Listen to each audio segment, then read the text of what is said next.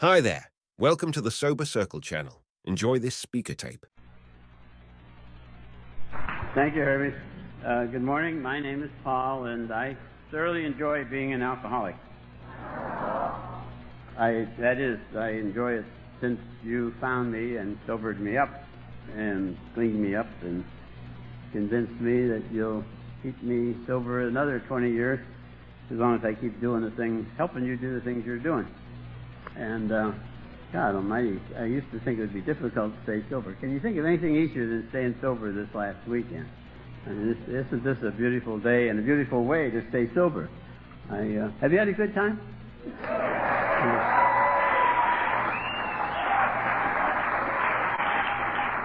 If you haven't enjoyed yourself, you know who to blame, don't you? Yeah. Your own damn fault. I thought it was terrific. In fact, one of the things I enjoy about it, this is the home stretch, and it's been such a great weekend. There's surely nothing I can do to screw it up. Too bad now. Of course, they could have got along very well without Max telling that perverted version of my story this morning. But it was last night I noticed, too, that Phil was making fun of the Al-Anons, and people were laughing at the Al-Anons. I don't think we should do that. I don't really think we should laugh at the Al-Anons.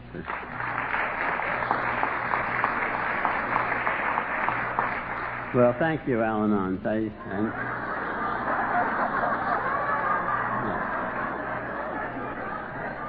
I knew there were some Al-Anons here. I can feel the vibration. But you shouldn't. But no, you shouldn't laugh. You should not laugh at the Al-Anons. No, you really shouldn't. Now, our book speaks very kindly of them. It says they're not at fault. They seem to have been born that way.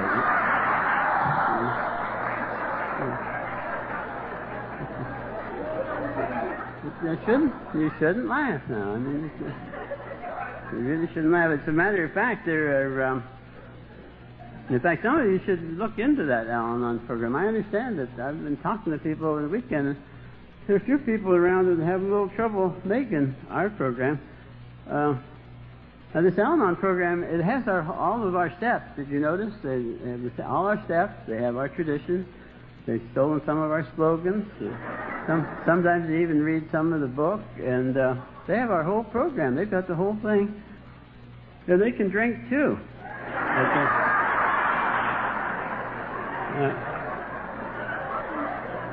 Now, it might be just what some of you are looking for.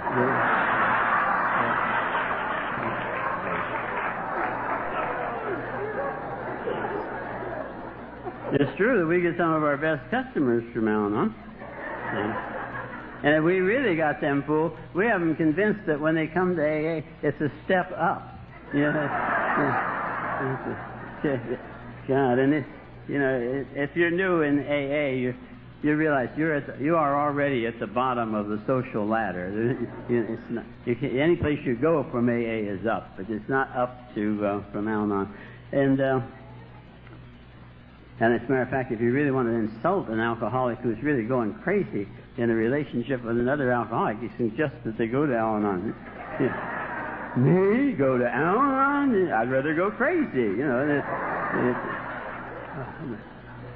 Anyway, I'm glad to be here, and I'm glad you're all here. It'd sure be dull if you weren't here. I said I was glad to be. I haven't always been glad to be an alcoholic. As a matter of fact, I haven't even always been an alcoholic. God, I wouldn't want you to think that. In fact, I certainly wasn't an alcoholic when I was going to say came here. I didn't came here. I was sent here.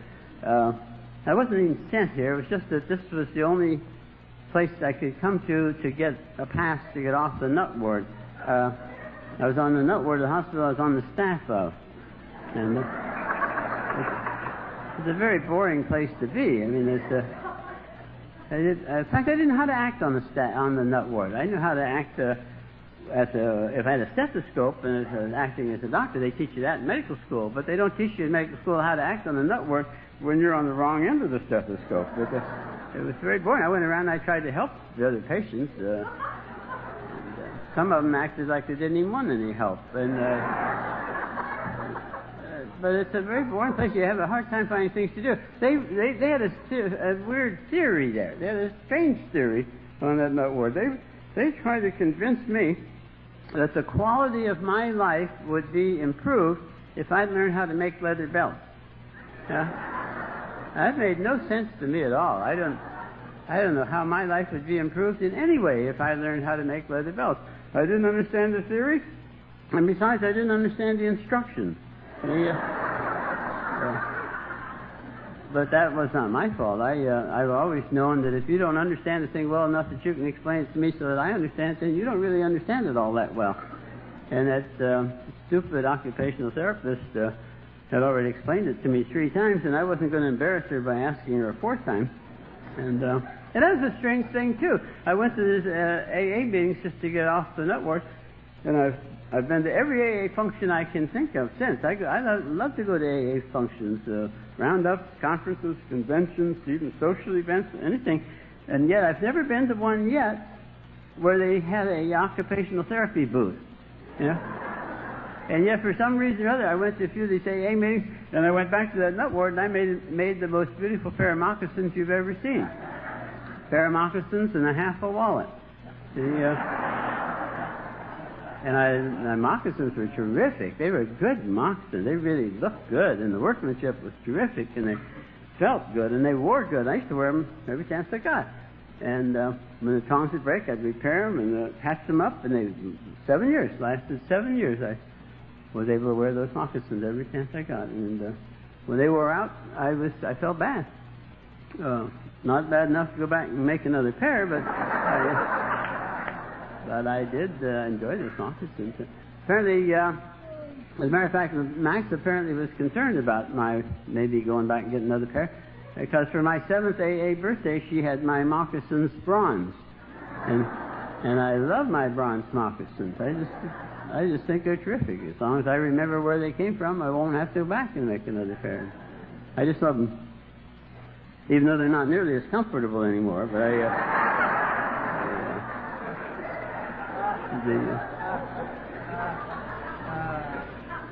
but anyway, as I say, I wasn't an alcoholic when I started going to these meetings, and I didn't become an alcoholic till I'd become these meetings for 7 months.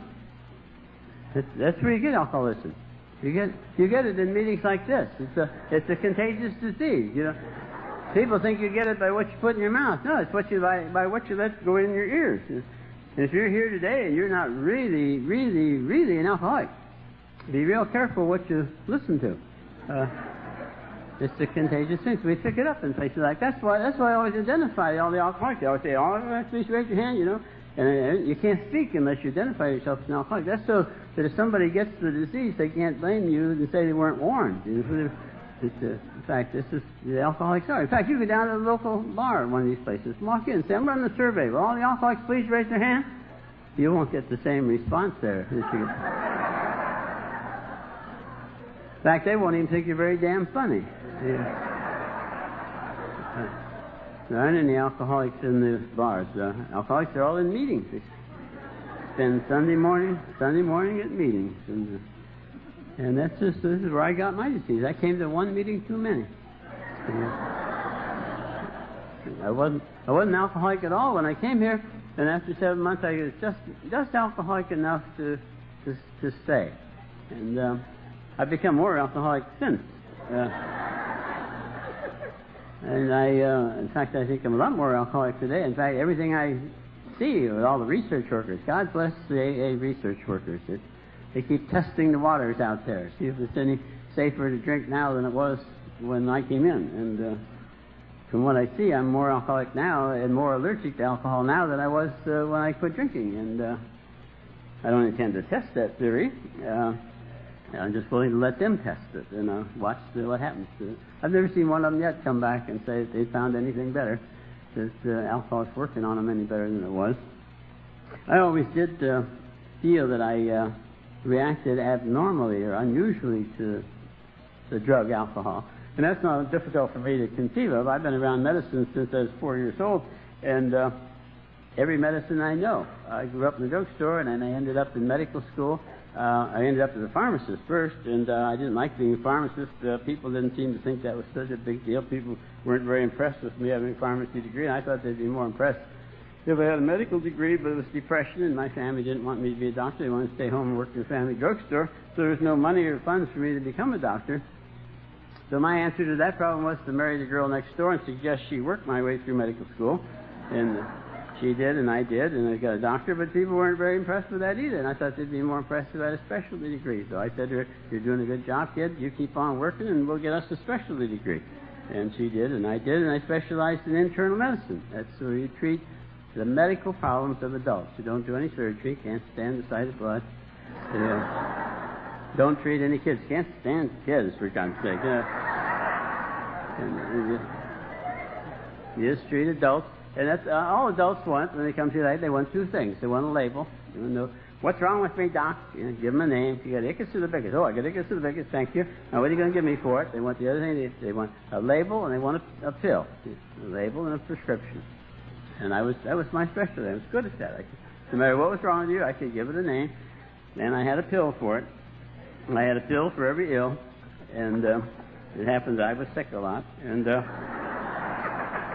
Max and I built up a real big practice, a very ethical practice. We even had my own version of the Hippocratic Oath, in that I never ever gave a patient a pill that I hadn't first tried out on myself.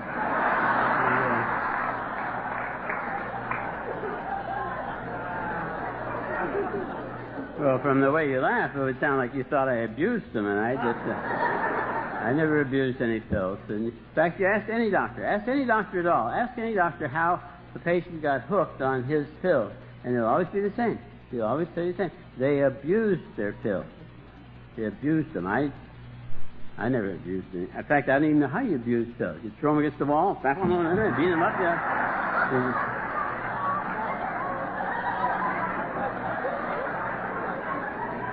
I know how to physical abuse and verbal abuse, but I never abused any pills. In fact, I had my own little pill pocket. I had a little pocket that I carried the pills in. You have to be very careful where you carry your pills. You know?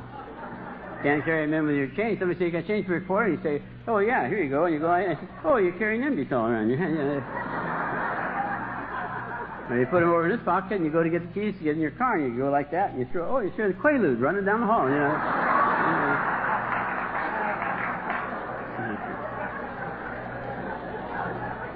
Now, you put them in your shirt pocket when you're not wearing a sweater, and then you see the Tuanols right through the shirt, you know. Or you bend over and they fall out. So you keep them in this little pill pocket. And so I treated my pills with respect. You know. Never abused them, and they were just tiny little pills, and I never abused them. I never became a pillhead. Pillheads take pills to get high or to get loaded or something. I like to taste them or something. I don't know. I never did that. I never ever took a pill unless I had the symptom that only that pill would relieve. I had the symptom. I either had it or I could feel it coming on, and it was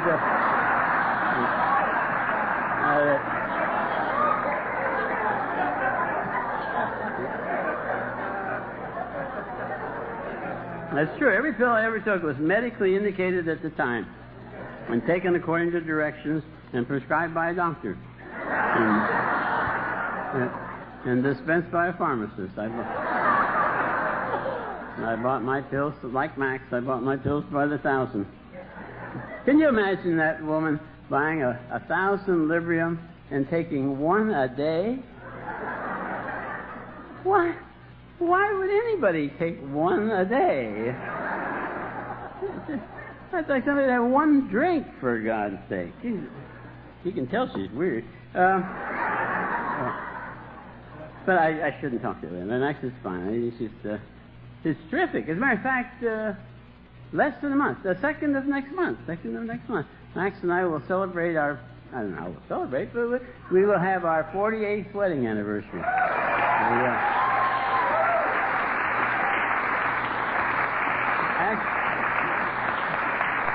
Actually, we will have been emotionally involved to very varying degrees of intensity.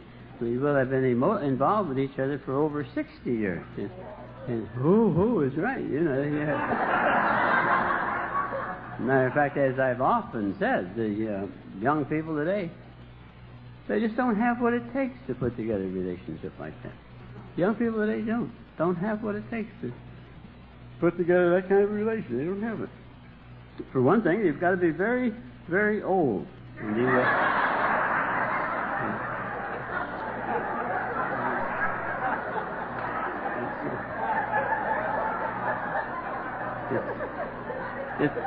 It's kind of like my friend Angie says, there's only 2 rules to becoming an old-timer in AA. Only 2 rules. Don't drink, don't die. Yeah? Well, if you hang in there, maybe you can make it. I started to say something about reacting to drugs peculiarly. And all drugs are like that way. Every drug's the same. All drugs are the same. Everybody reacts to them exactly the same as everybody else, except for the people that react differently. And everybody can take aspirin, except people that can't. Anybody can take penicillin, except people that are allergic to it. It used to be you give penicillin by shot, and give somebody a shot of penicillin, turn around, lay the syringe down, and they drop dead. Wow, he sure is sensitive to that stuff.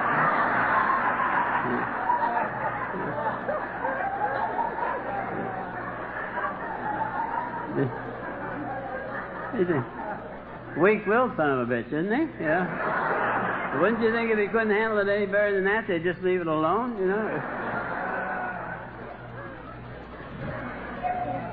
All drugs are like that. And that's the way I am with alcohol. I would drink alcohol. Of course I drank alcohol. Everybody drinks alcohol. This country, this is a drinking society. Everybody drinks. You have to drink. You couldn't be invited any place if you didn't drink. Nobody wants you. What do they call your wedding for? That's where they have you come and celebrate and things like that. And you have to drink. Except sometimes when I drank, I would end up getting accidentally drunk. And there were times I used to drink to go to church dinner dances. I hate church dinner dances. A lot of people are. You have to talk to them. I don't know how to talk to people. And you have to dance. You can't not dance at a church dinner dance. We can't just sit there, because there's always some hyperactive woman comes running up to you and says, "Come on, Paul, let's dance." I go, "I don't dance." I say, "Oh, sure you do." Drag you out on the floor, and prove that you don't dance. Yeah. So you can't not dance. And I used to have a few drinks before I'd go. It relaxed me physically, and I could dance. Dance good.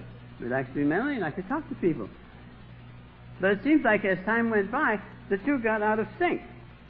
And I would maybe not even have begun to relax mentally yet, and I'd get too relaxed physically.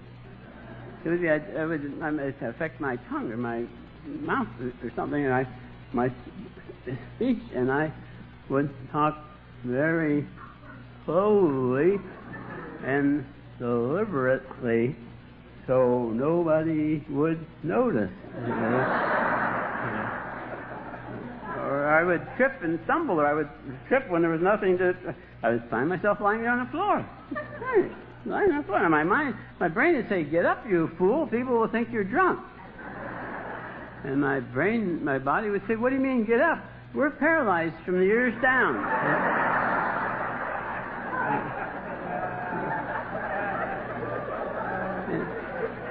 And I'd lie there and think, "Isn't that strange that I'm paralyzed? I can't move.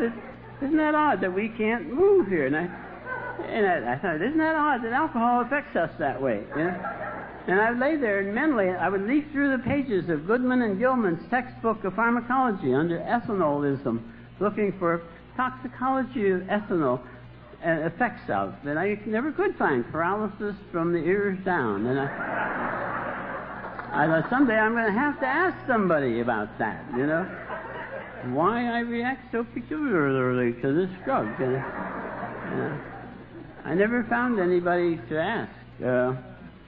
You don't ask questions like that because they're liable to tell you real impractical things like, well, if it makes you paralyzed, don't drink it, And I didn't want that kind of an answer, but I'd lie there and think about it and try to figure out why I react so peculiarly. In fact, it was being a scientific bent, it was kind of interesting. It gave me something to think about, take my mind off my full bladder. It was a bad combination. Whenever I was paralyzed from the ears down, I always had a full bladder. A bladder that absolutely refused to remain full. And it was not a practical combination. Somebody asked me this morning, was I going to talk about my dog? I said, what about my dog? She says, the one that used to come home from the veterinarian with a message that all he needed was more love. And I remember that Max was going to the psychiatrist, my kids were going to clinical psychologists. That was all kind of classy and modern and heft. You're supposed to do that. If you're really interested in your family, take good care of them. That was fine. But it really hurt my feelings that this dumb cat and dog doctor would think I had a neurotic dog. And I remember telling her, I said, you tell that idiot cat and dog doctor he's no psychiatrist. All I want to know is, why does the dog wet in my pants when I'm holding it?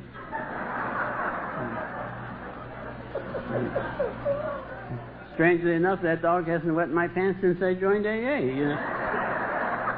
And neither have I. And that's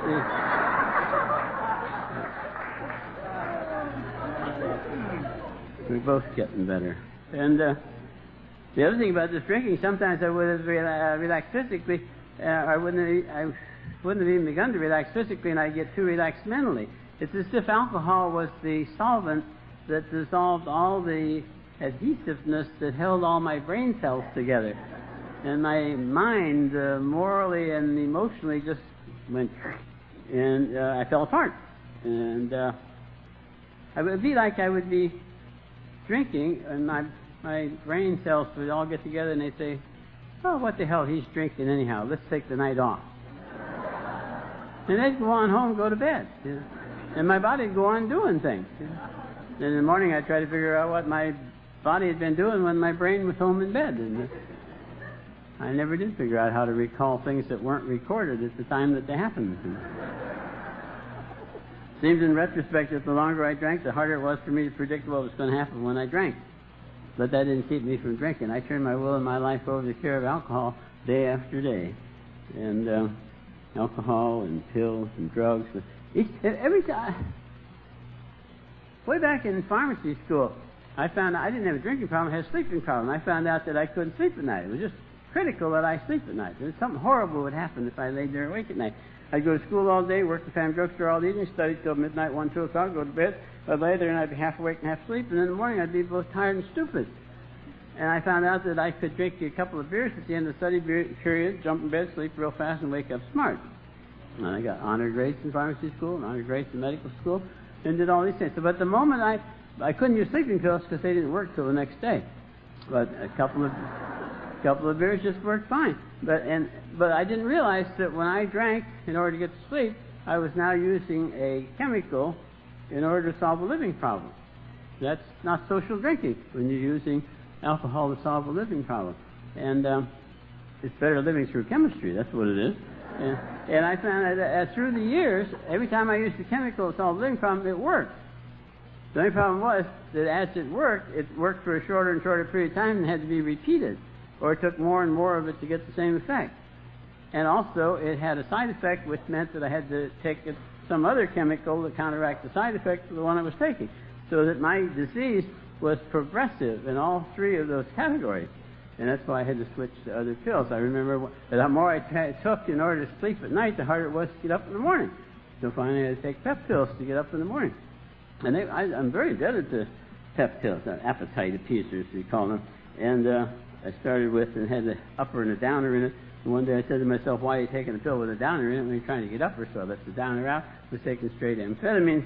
And I am very indebted to them because I don't know that I would have had the stamina to stay out there and complete all of my pre-AA training period if it hadn't been for the pep pills. And they were fine. They did affect my hearing, and that sometimes I couldn't listen fast enough to hear what I was saying, but I would find myself saying something, and I think to myself, what the hell are you saying that again for? You've already said it 3 times. I don't know, it just sounds so good, I think I'll say it again, blah, blah, blah, you know. I don't talk about it anymore because the women's lib people got after me, but it's a true story, and anything I say in AA is true as I remember. Anytime my life reaches the point where I have to make up stories to tell in AA, it'd be something. But I remember I used to do a lot of physical examinations, and when I examine men, I have them take off everything but their shorts. When I examine women, I have them take off everything. And I give them a little sheet with 2 holes in it. They stick their arms through it, and the sheet hangs down from them. They feel like they got something on. and they're sitting on the table facing this way, and I'm standing on this side, and I examine their eyes, ears, nose, throat. I take a little plastic ring, I drop it down, and I immediately put my right hand over the left breast, and I say to them, I always say the same thing. I always say, do you examine your breast regularly for lumps? One of two things happen. They either think to themselves, my last doctor told me to do that, and I used to do that, but I never found any lumps, so I decided I wasn't doing it right, so I stopped doing it, but I ought to be doing that. Or else they think, my last doctor told me to do that, but I don't want any lumps in my breast, so I've never done that, but I ought to be doing it. But either way, they're thinking of the scientific aspect of why some man is standing there with his hands on their breast. So I just never put my hands on a woman's breast without saying, do you examine your breast regularly for lumps? And it's always worked very well for me. Except this one day I went to work and I wasn't feeling at all well that morning. As I recall, I had the flu again, and I took some extra pep pills, and I was examining this gal who was rather small. It wasn't that she was short, small. It's just she was small. She wasn't well endowed in the breast department. And I examined her eyes, ears, nose, throat, neck, took a little plastic thing, dropped down, put my right hand over her left nubbin, and I looked at her very solicitously, and I said, do you examine your lumps regularly for breast?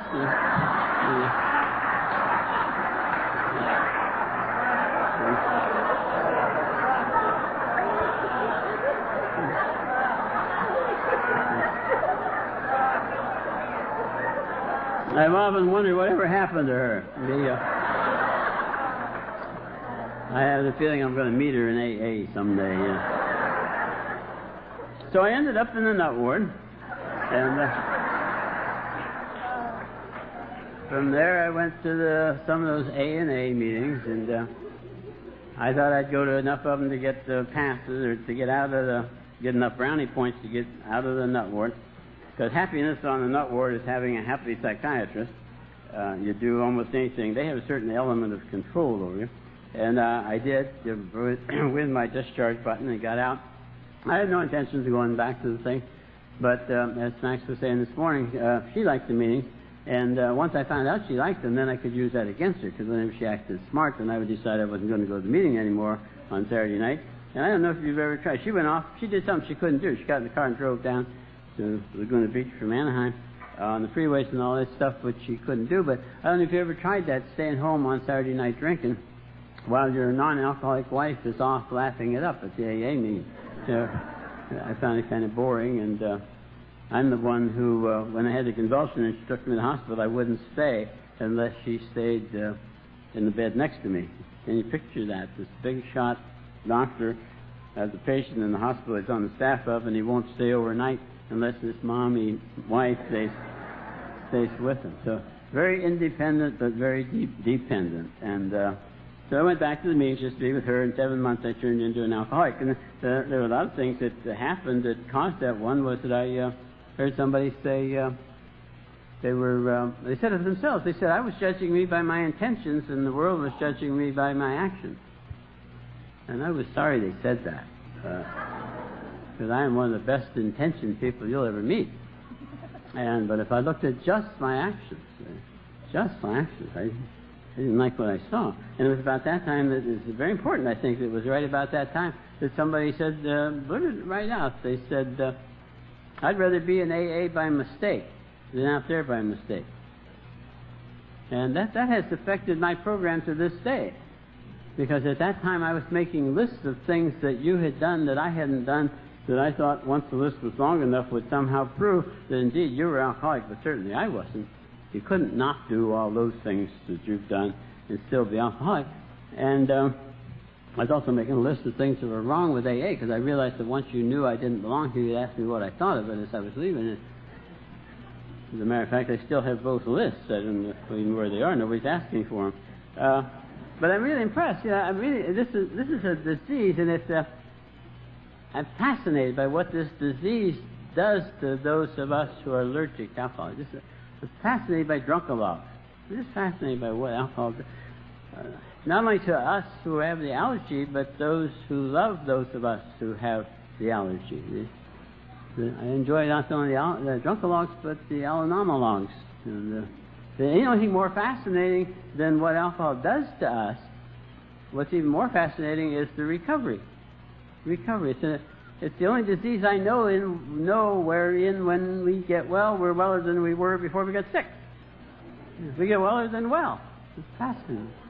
I keep coming back to these meetings just to hear the stories of what's going on. Even it wouldn't keep me sober, just because it's fascinating what happens. It's the most fascinating disease I've ever studied, and I thoroughly enjoy it. I enjoy what's going on here. In fact, I was reading some of the AA history, and I find that fascinating. That, as a matter of fact, when I was in the Note Ward, I was in the Rush Center. Now, they don't call it the Rush Center because people are rushing to get in. They call it the Rush Center after Benjamin Rush. Benjamin Rush was a psychiatrist, a very, very prominent suggestion of alcohol should be stopped totally and permanently. One of the things we say all along, and but we do it a day at a time. But anyway, that has nothing to do with it, except that Dr. Silkworth, who was the doctor for Bill Wilson, was also believed that alcoholism was a disease. And indeed, we might not even be meeting here today if Silkworth hadn't been able to convince Bill Wilson that it was a disease that he had rather than a moral issue, a matter of intellect or willpower. And so it's a medical problem. And it was Ebby and the Oxford movement that Ebby and Bill Wilson both belonged to, that they came to realize that it was a spiritual recovery. We have a medical problem and a spiritual recovery. Two factors. Medical problem and spiritual recovery. And it was Bill Wilson who added the third element. They thought it's a medical problem and spiritual recovery. Maybe if I give it away, we can both keep it. Because that was a part of the Oxford movement, to go out and convince other people. So he took his idea of it being a medical problem, a spiritual answer, and I'll give it away to other alcoholics who will both stay sober. He ran around finding drunks and telling them about his spiritual recovery. I understand there were 70-some. None of them stayed sober. It wasn't working. He was disappointed. He was complaining to his wife, Lois. His idea didn't work, and none of them were staying sober. She said something to the effect, well, it is working, stupid. You're sober. And he said, oh. And he was about to leave for Akron. He was about to go to Akron. He was complaining to Dr. Silkworth that nothing wasn't working, his idea. And Silkworth said, don't stress the spiritual recovery as the first thing. Stress the medical problem first, that it is a disease. It's a medical problem. Then the spiritual answer. See if that works. He says, I'll try it. He went to Akron. First drunk he tried it on, it worked. And AA was born. And it turned out that first drunk that he talked to that worked with was a physician. And God, in his infinite sense of humor, saw that physician was a proctologist, a specialist in rectal pain. We might not be here today if that hadn't been the case, you know. And I find that, and that idea of giving it away to keep it is essentially the whole thing, it seems to me. It's a very loving thing to give it away. It's a very loving thing to just listen to somebody giving it away. You're doing it now, just sitting and listening. Sitting and listening. That's a very loving thing to do. And it really doesn't matter what the speaker is saying or how it's going. You sit there and listen. Listen, yeah. It doesn't matter. I've seen you do it. I know you just sit there and listen. Yeah. It's a very loving thing. And by you sitting there and listening, and I talk, it helps. I'm trying to help you stay sober, and you're helping me stay sober. Everybody got up and walked out. We don't walk out on people that are talking, no matter what they're saying, because if you did that, the person that's talking might end up getting drunk. And we want them to stay sober, so we listen. And that communication seems to be the basis. Max and I have been kind of making a hobby of learning more and more about how to communicate. It's not only communicating with people in AA, and communicating with people out there, communicating with each other, and communicating with my higher power. And it seems to be the whole... I have a theory. Actually, it's not a theory. I happen to know what makes an alcoholic an alcoholic. But I don't tell people about it because I don't want them to argue with me. My mind is made up. I don't want to know any facts, you know. It's called the pathophysiology of a disease. What causes the disease? What makes an alcoholic an alcoholic? Well, let me tell you. Don't tell anybody else, but I'll tell you. An alcoholic is a person who has a tremendous capacity to generate love and an incapacity to express love. So the alcoholic generates this love, and it builds up as a pressure, and it can't be expressed. It's like pressure in a tea kettle. It just keeps building up, and it can't be relieved. Chemical. Alcohol is poured in, and it seems to relieve the pressure, but it doesn't. It only gives the impression of it helping. It's actually making it worse. It worsens the communication problem, and the love can't be expressed, and the pressure builds up, and it gets worse and worse. And even they not only can't give love, they can't receive love, so that the people that love us can't express their love for us, and they begin to get screwed up. They can't express their love either. And the pressure then builds up in them. And as the pressure gets worse, it comes out not as love, but as hostility, anger, frustration, resentment, all the negative emotions, even violence. There's no answer to that. There's no answer to that. The person needs to express love and can't. What happens? Through no good judgment on their own, they end up in AA. And in AA, what do we do with the newcomer? We love the hell out of them. We just love the hell out of them. We take them in. We don't care who they are, where they've been, what they've done, what they haven't done. We just love them. We don't care if they want to be loved or not. We just love them anyhow. You know? And what happens, they start acting loving. They start getting somebody else a cup of coffee. They smile at somebody across the room. They shake hands. They remember somebody's name. And that makes them feel. They do these things that are acts of love that aren't even recognized as acts of love. And the word love isn't even mentioned.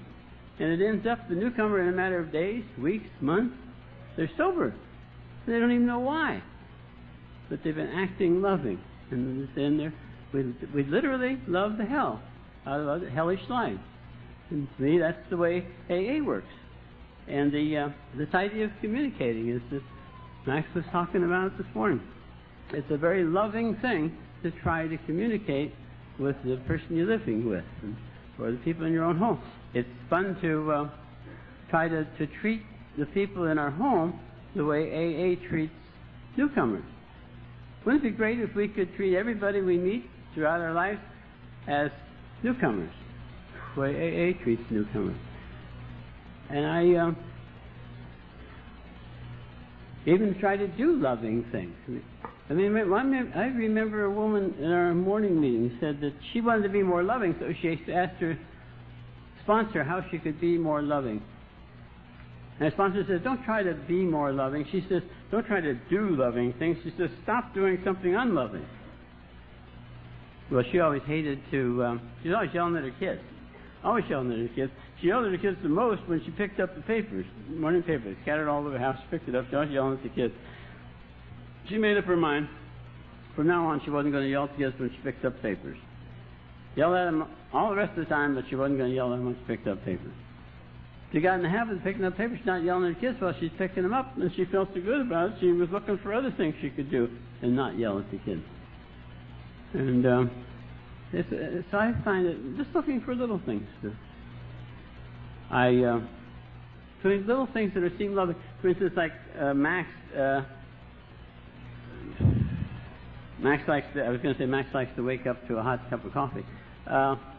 Getting Max a cup of coffee in the morning. Let me say this. Chuck C. always used to say that love was doing things for free and for fun, expecting nothing in return. I thought that was kind of stupid. Because I always knew that marriage, for instance, was a 50-50 proposition.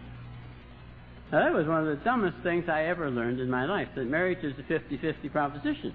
Because I spent all my life checking the balance to see what was happening. A lot of times I wouldn't put something loving on the balance, and I couldn't because Max hadn't put anything on for a long time. Finally I'd put something on the balance, and I couldn't put anything more on until I see what she was going to put on. It might be a long time. Finally she'd put something on. And was that 50%? I don't think that was 50%, and I'd take some of mine off, Love's not a 50-50 proposition. Marriage isn't a 50-50. Love is a 100%. 100%. You do it for free and for fun, expecting nothing in return, even if you expect them to appreciate it. And it's not love, it's barter. If you're expecting, I'll do this for you if you appreciate it, and then later on you do something for me. And I was saying that Max likes to wake up to a hot cup of coffee. Truth is, she doesn't like to wake up at all. She hates to wake up. And when she does wake up, she likes to look over to the left and see a cup of coffee on her bedside table. She doesn't like hot coffee, and she doesn't like cold hot coffee. She likes a cup of hot coffee with 3 ice cubes in it. And she likes to be able to see the ice cubes in it. If the ice cubes have melted, it starts her day off with a problem right there. Did you put the ice cubes in this coffee? Like, see the ice cubes in the thing. I get up before Max. I always get up before Max, and I don't know where she stores all the sleep she gets, but I get up before Max, and I go and I take care of the dogs, and one of the things I do in most mornings, I sit down on my computer. I do a lot of automatic writing. I used to do it pen and pencil, and then I got to do it. I taught myself to type, and I love to type. I just love to see the words coming out on the typewriter. I've graduated since to a computer. And I type a letter to God. I say, Dear God, here we go again. Let's see what you can do with this one. You've been doing a pretty good job. Just keep on doing what you're doing. Be sure you have a real good day, because I think if you have a good day, I'll probably have a good day. So let's keep going. And I just type as fast as I can, and not stopping to correct anything. For God's sake, don't stop and read it. Just keep going, type as fast as you can. And it's interesting, the answers, the intuitive answers, the decisions, the things I need to know that come to my mind as I'm typing this stuff to God. Most profitable things I do in that sense, in talking to God. And those intuitive answers come. And at the end, I get through, and I decide it's time to get Max's coffee, and I will say to the computer, I want to quit. And the computer says, fine. Do you want to save this, yes or no? And I say no, and poof, it's gone. It goes where all 5th steps go. It's just gone. And then I decide it's time to go get Max her coffee, and I go get a cup. She has a particular kinds of cup she likes. And I get it. She doesn't like brewed coffee. She likes instant coffee. She likes any instant coffee as long as it's U-Ban. And she likes just a level teaspoonful of U-Ban coffee. And she likes and she doesn't like cream. Well, she hates milk. She likes powdered cream, creamora. Likes lots of that. 2 heaping teaspoonsful of creamora, level teaspoonful of U-Ban. And you fill a cup with hot water. You don't boil the water. You get the hot water out of the hot water dispenser. Hot water dispenser is a thing that has a tank under the sink, and there's a faucet, and it dispenses water at just the right temperature for putting the 3 ice cubes in it. And you have to have a man come in and install it. It has to drill a hole in the stainless steel sink that replaced the perfectly good white porcelain sink that was there, and you fill it with hot water, and you take it in the bedroom, and you be careful and then you put the ice cubes in it, and then you be careful walking in the darkened bedroom. You don't step on her shoes or anything that's on the floor, and you get to the side of the bed, and you go to the bedside stand. You don't look for a bare spot, you just look for a level spot, and you set the coffee down, and you sneak out of the room, and don't wake her, for God's sake, and hope that she wakes up before the ice cubes melt. Now, sometimes we've been up late the night before, coming back from a meeting or something like that, and you think she might sleep a little later. Sometimes you can put the ice cubes in a little cheese glass they used to drink out of. You can set that beside the cup, and then when she wakes up, she sees the ice cubes sitting there, and they're not melted, and she will pour them in herself. She doesn't mind doing that once in a while. Now that's the easy part. The hard part is you have to not expect her not to appreciate it. If you expect her to appreciate it, then that's not love, it's barter. And I have to admit right off, Max is very cooperative. She never appreciates it. Now that's true love, indeed. And my problem, what was it Phil said last night? He said something about if you get a soft chair, an easy chair, and you sit down and start thinking about your body, you'll feel an acre of pain. And I was thinking, think about your body. You don't have to think about anything. You just turn on your brain and start thinking. And you're going to start getting, I don't know how you are, but all I have to do to get in trouble is start thinking. And I don't even have to have a problem. Yeah. In fact, I can take any non-problem and get thinking about it. I can look at that and I say, well, the hell, that's no problem. But if you think about it a minute, it could be. Yeah. And pretty soon I think, yeah, it is kind of a problem. Just look at it a minute. Yeah. No, I'm thinking, no, really, look at this. It is a bit of a... Pretty soon I'm thinking, by God, it's a good thing I'm looking at this. Everybody else is missing it. Yeah. How are you going to not think about it? You look over there, and there it is. And you look over there, and there it is. You got this overwhelming problem. And it's hard to get rid of something like that. And in fact, I find that problems are like a delicate plant. Something you've nurtured and you cared for. A lot of water, a lot of fertilizer. And problems are delicate. Have you ever had a problem that's such a work of art, such a beautiful thing, it's such a delicate thing, and you worked so hard on it, you can't even go to a meeting that night? Somebody says, you go to the meeting tonight and say, oh no, I've got to stay home and work on this problem. You go off to one of those dumb meetings, you'll have to forget and not get back in time. That problem's liable to wilt to the point where you can't even bring it back, Problems have a very high infant mortality. You can't neglect them at all. You stay right in there with them and work with them. If you neglect them at all, the damn things just disappear. And this is awful. And you have to start all over again. And I don't know how it is with you and your thinking, but when I think, it's somebody talking. Talk. When I was born, they held me up and they hit me on the back of the head. Talk. Like a radio talk show. Talk. Sometimes drift over and pick up another one. Talk. Yeah. They're just all the time talking. My head is somebody talking all the time. A lot of times you think, I'm not listening. It's when you're talking to me, it's true. It's not true. I'm listening, but I'm listening to all the people in my head. A whole lot of people have talk. Sometimes I go to a meeting, drink too much coffee. They really talk.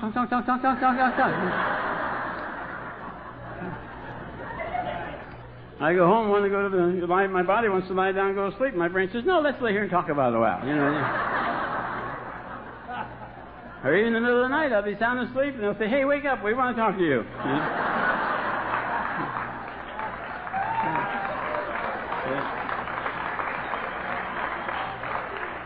They'll say things like, that problem, that thing, the situation that you thought you handled so well today? Wasn't like that at all. They're really ticked off at you. Just wait till morning, And you've done the same thing other times. You've done a lot of dumb things, as a matter of fact. You don't want to write your 4-step, by God, we'll sit here and take it right tonight, And so the night goes on like that. Talk. A lot of people live in my head. A lot of people live up there. It's really helped me to find that out and divide them. And I used to fight them. I used to drink and take drugs and have to shut them all up so I could sleep. And that hasn't worked at all well, because not only do I have a lot of strange people up there, but that's also, it seems to me, that's where God is. He's among, or he's one of, or he's in the center of all those people. He's in the center of calm, in the very center of me. And when I shut them off, that's the same as shutting you off. It's the same as no longer coming to meetings, because that's how God talks to me, either through the voices in my head, or the voice that gets through when I'm sitting at my computer, or the voices in AA. And I can't shut them off, and I can't shut you. I don't ever intend to quit coming to meetings, because I'd be shutting God's voice off. Because it's interesting to listen. When is it God speaking to me in an AA meeting? Is it the old-timer? Is it the newcomer? Is it somebody in between? Is it before the meeting, after the meeting? Is it somebody I took to the meeting, somebody I took home?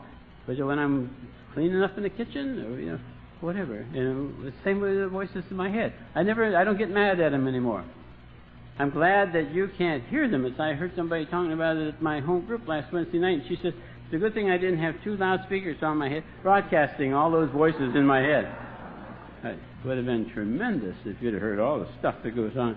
I'm glad that's not that way, but I no longer get mad at whoever it is talking. Whatever they say, I say, well, thank you for participating. Now, if you'll sit down, we'll call on somebody else, Everybody gets a chance to participate. And so my relationship with the people in my head, relationship with the people outside my head is getting better. My relationship with myself is getting much, much better. I haven't tried to think of a heroic way to kill myself in a long time.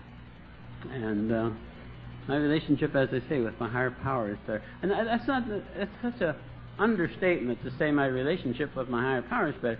I have a whole new higher power concept. And he and I have a tremendous relationship. He and I, we're friends today, whereas we used to hate each other's guts when I came into this program. Today, we're friends, and he and I get along fine. We play a game. We play a game. Somebody said that the only God is reality. And I thought, God, what an atheistic statement that is. And yet I thought to myself, I've thought since, that God creates reality. Reality is the manifestation of God. I haven't seen any burning bushes, but I've seen this place. Easy to see this is a manifestation of God. Easy to see that you are a manifestation of God. But God, the closest I can get to God is His reality. And He creates that reality. In fact, it says in the Bible, I think, I'm not much of a student of the Bible, but it says that God created all this in, 6 days. And the seventh day He rested. To me it was implied, but not said, that on the 8th day He went back to work. He's been creating more reality ever since. He's been creating more worlds. My understanding, this whole thing, this infinity is, and all that we see here, it's expanding at the speed of light in all directions. More stars, more galaxies, more everything. More people. My God, we don't know how we're going to feed them all. This is more. Apparently, God, the Father, talk about a workaholic. He must want more of these, more of those, more of everything. He's just gone nuts, making more of everything. That's why He had to have His Son come along to help manage some of this stuff. And He's just making more stuff and making more stuff. He creates reality. He creates my day. Now what do? I create my attitude toward it. He creates the reality, and I create my attitude toward that reality. And between the two of us, we decide whether I'm going to have a good day or not. And He doesn't change the reality just because I object to it. Nothing's changed just because I don't like it. Nature asks me at every moment of every day, what role do you want to play in your life today? You want to be a victim? You want to be a hero? I was victim all my life before you found me. And today I can play a leadership role. I can play the hero role in my own life. I don't have to be the victim. Anytime I am the victim, I know that I've chosen that role. I've chosen that role. God and nature are not against me. They're for me. Everything is meant for us to enjoy. There's a line in the book that says that. As a matter of fact, I was looking at a line the other day, somebody pointed out to me, it said, when the spiritual malady is overcome, we straighten out physically and mentally. When the spiritual malady is overcome, we straighten out physically and mentally. Which means to me that all I have to do is get right with my higher power, get right with my God, and everything else will fall in place. And that seems to be pretty much what's happening for me. It's all falling in place. The line I was talking about, there's a lot of lines in the book. One that really fascinates me is the one that says, our past becomes our most prized possession. Isn't that weird? The thing that's been all my life trying to hide, keep hidden, becomes the only reason I'm standing here. If I didn't have that, I wouldn't even have been invited to be a part of what you're doing. I wouldn't belong in what you're doing. Our past becomes our most prized possession. The things I hated most about me are the things that have gotten me where I am today. And in fact, there's this business of God creating reality, and in me having an attitude toward it. When I find fault with you, when I find fault with me, I'm complaining about God's handiwork. Even when I complain about my shortcomings, it's not up to me to root them out with willpower. It's up to God to take care of them. Up to me to be willing that He take care of them. Up to Him to do it. And if you don't like what you see, I know who you ought to go complain to, not me. You know? And it's and I enjoy this program. I enjoy. Well, the line I started talking about was another line I like is the one that says we absolutely. The line that says we cease fighting everything and everybody. Does it in two places. One of them in italics. I guess they wanted to stress it. We cease fighting everything and everybody. If I'm fighting anything or anybody, including myself today, I'm not working a good program. I'm not working a good program. The line I wanted to talk about was on page 132, right in the middle. 16 lines above it, 16 lines below it, 2 words before it, 2 words after it, right in the middle, very middle. It says, we absolutely insist on enjoying life. Isn't that a strange sentence to have in a textbook on how to recover from a terminal illness? Never in any textbook I ever studied before I got here. We absolutely insist on enjoying life. And I find that that's what I'm supposed to do. I'm supposed to enjoy this life. And it seems to me that I don't have to be happy all the time. But if I'm not enjoying life, I'm not doing it right.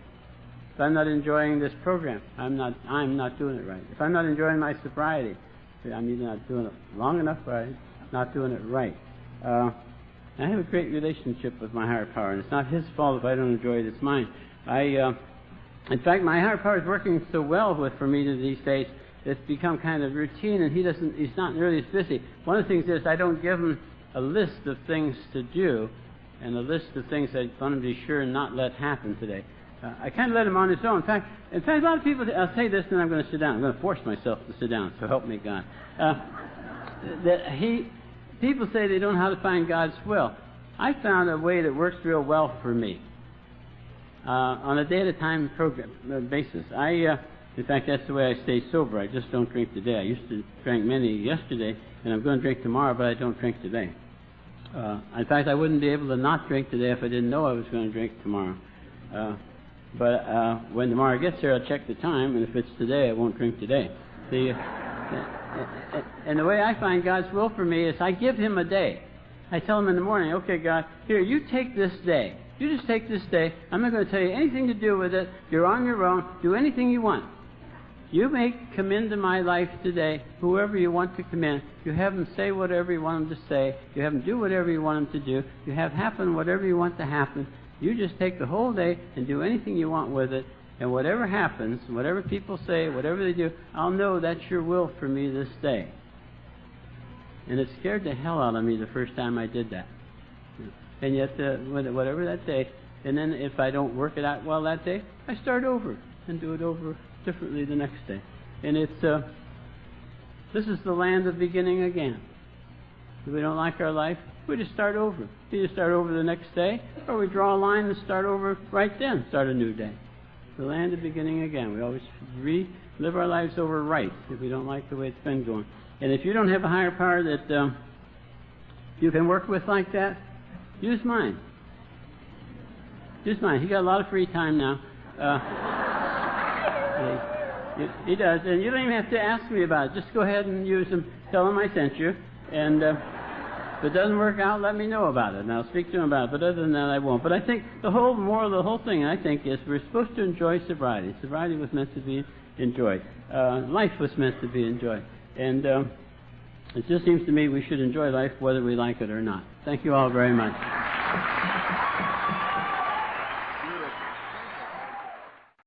Thanks for listening. Please support the channel by liking and subscribing.